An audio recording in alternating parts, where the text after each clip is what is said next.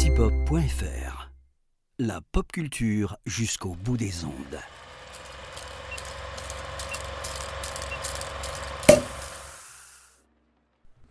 Bonjour à toutes, bonjour à tous.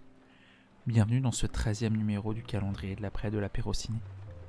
Je suis Antoine et aujourd'hui je vous propose de rendre hommage non pas à un événement, mais hommage à une personne, car en effet aujourd'hui une grande dame du cinéma français fête son 70e anniversaire, Madame Céline Monsarrat. Alors, si son nom ne vous dit rien, peut-être que sa voix vous dit quelque chose.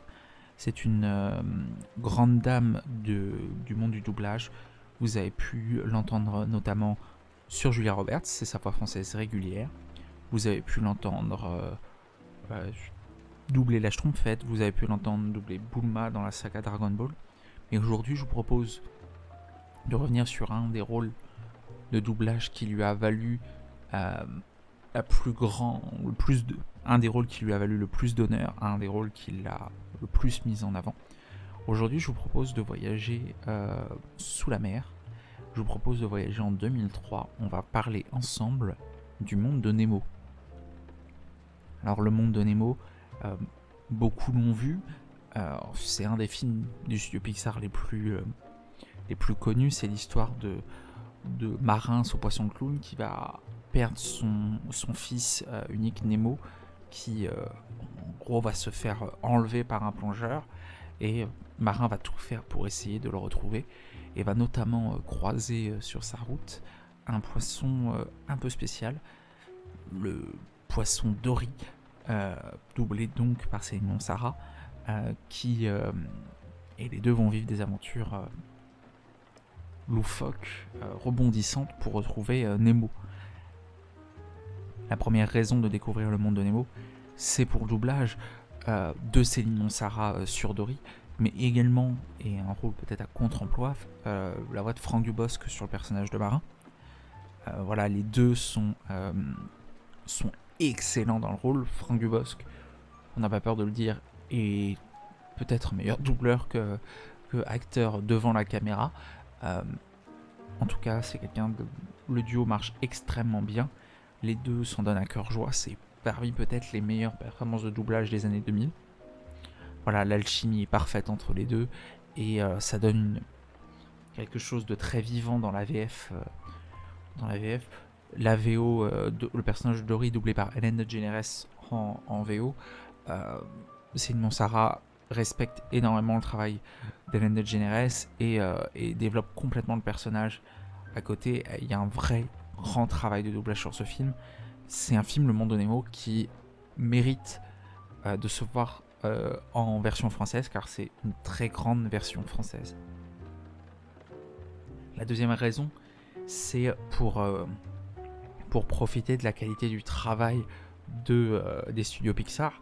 Donc le film est réalisé par Andrew Stanton et Liam Krish, que vous reverrez plus tard sur d'autres réalisations du studio. Liam Krish sur Toy Story 3 notamment. Andrew Stanton, lui, a travaillé sur Le Monde de Dory ensuite, et a travaillé également sur tous les Toy Story, entre autres sur l'animation.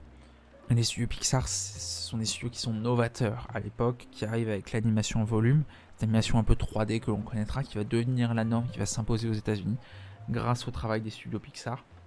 Le Monde de Nemo, c'est à l'époque peut-être une des plus belles animations faites par le studio Pixar. Quand on le voit 21 années plus tard, alors certes, on ne peut pas dire qu'il n'a pas vieilli, parce que l'animation s'est énormément développée depuis, mais il garde quand même une sensation. Quand on voit Le Monde de Nemo, on a l'impression que c'est un film qui en termes d'animation a 5 ou 10 ans d'avance, et c'est grâce au l'excellent travail des studios Pixar, et notamment par Andrew Stanton et Liam Krish qui ont réalisé ce film. Et enfin, la dernière raison de voir Le Monde de Nemo, on en avait parlé un peu avec Gorkap sur notre apéro ciné consacré à Pixar, le lien dans la description, mais le cinéma d'animation, c'est un cinéma qui est trop souvent vu pour un cinéma pour enfants, alors que le cinéma d'animation, c'est un cinéma qui est extrêmement riche, regardez le monde de Nemo aujourd'hui lorsque vous n'êtes plus enfant. C'est toujours un plaisir cinématographique profond et c'était important pour l'apéro ciné de rappeler voilà, que le cinéma d'animation, c'est un cinéma qui est très riche thématiquement, techniquement. C'est un cinéma merveilleux qui met en avant des professionnels de grande qualité, les doubleurs, c'est une nom ça en tête, mais beaucoup d'autres noms très connus que vous entendez, que vous avez probablement dans l'oreille parce que vous les entendez depuis tout petit. Voilà, le cinéma d'animation mérite d'être mis en avant et le calendrier de l'après ne pouvait pas être une réussite sans que l'on parle d'animation. Puis ça tombe bien puisque demain nous parlerons aussi en partie d'animation, d'une autre technique d'animation, mais ça, je vous laisse encore une nuit de sommeil avant de découvrir le sujet, le film de demain. C'était donc Le Monde de Nemo dans le calendrier de l'après que je vous invite à découvrir ou à redécouvrir. C'était le 13e numéro du calendrier de l'après de l'apéro ciné. Je vous souhaite à toutes et à tous une très bonne journée.